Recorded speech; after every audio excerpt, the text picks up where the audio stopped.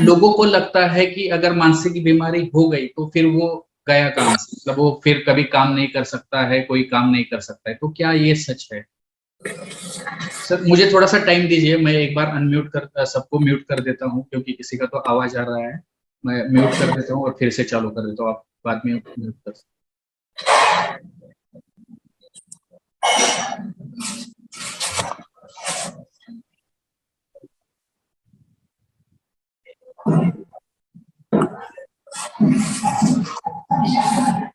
मेरी पार्टिसिपेंट से रिक्वेस्ट है कि कृपया खुद को अनम्यूट ना करें, उसकी वजह से प्रोग्राम में दिक्कत आती है, और एल्स मुझे आपको रिमूव करना पड़ेगा। फिर अगर आप बीच बीच में चालू करते हैं तो आपको मुझे रिमूव करना पड़ेगा। ओके सर, तो उसके बारे में आप क्या बताना चाहेंगे कि क्या ये लोग काम कर सकते हैं, क्या वो लोग काम पे जा सकते ये काफी कॉमन सवाल रहता है रिश्तेदारों का, अगर इसको मानसिक बीमारी हो गई है मतलब ये कुछ काम का नहीं है। या बहुत बार ऐसा भी होता है कि पेशेंट के रिश्तेदार आके खुद बोलते हैं कि सर इसको अनफिट कर दो तो अच्छा रहेगा। तो हमें ये जानना जरूरी है कि कोई भी मानसिक बीमारी शारीरिक की बीमारी के जैसा ही है। काफी हद तक ये बीमारी को हम अगर जल्दी पकड़ लेते हैं और जल्दी ट्रीटमेंट और रेगुलर ट्रीटमेंट लेते हैं तो ये बीमारी अच्छे से कंट्रोल आ जाती है, ठीक हो जाती है।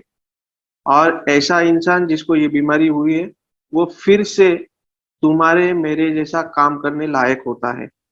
हमें ये याद रखना है कि कोई भी मानसिक बीमारी का पेशेंट हमेशा के लिए अनफिट नहीं रहता है। उसको अगर ठीक से इलाज करेंगे, रेगुलर इलाज करेंगे तो आपके जैसा मेरे जैसा वो काम कर सकता है। हाँ, उसको गोली दवा के साथ साथ जो जो चीजें बाकी की जरूरी है मानसिक बीमारी का इलाज करने के लिए, काउंसलिंग रहेगा, उसका रिहैबिलिटेशन। रिहैबिलिटेशन मतलब क्या रहता है कि उसको सोसाइटी में वापस इंटीग्रेट करना है। मतलब जिस उसको जो बीमारी हुई है वो बीमारी से वो अगर रिकवर हो रहा है तो उसको वापस उसकी रिस्पॉन्सिबिलिटीज जो सोसाइटी में, फैमिली में या उसके इंडिविजुअल लेवल पे करने के है वो रिस्पॉन्सिबिलिटीज उसको सिखाना, उसमें उसको ट्रेन करना, और ताकि वो जाके अपना काम कर सके, अपने फैमिली को संभाल सके, अपने रिश्तेदारों को, अपने जो भी वर्क प्लेस पे जो भी उसका काम रहेगा उसको संभाल सके। तो ये रिहैबिलिटेशन का पार्ट रहता है।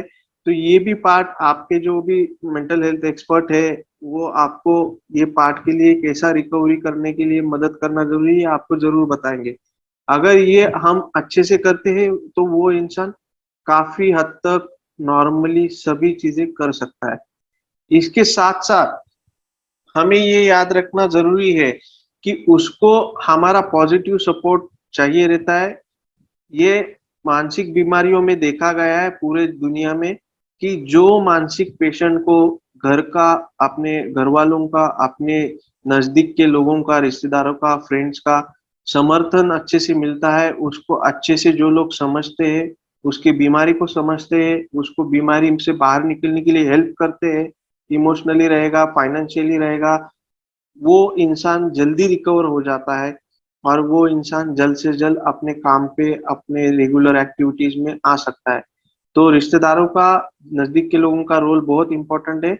हमेशा याद रखिए कोई भी मानसिक बीमारी का पेशेंट हमेशा अनफिट नहीं रहता है।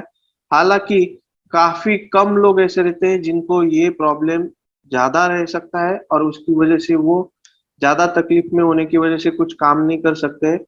ये परसेंटेज काफी कम है। हम नॉर्मली बोलते हैं कि 100 में से हार्डली 10 से 20% लोग ऐसे रहते हैं जिनको ये पहले जो काम करते थे वो काम अभी उनको नहीं होता है। तो ऐसे लोगों को आप हल्का काम दे सकते हो, कम इम्पोर्टेंस वाला काम दे सकते हो।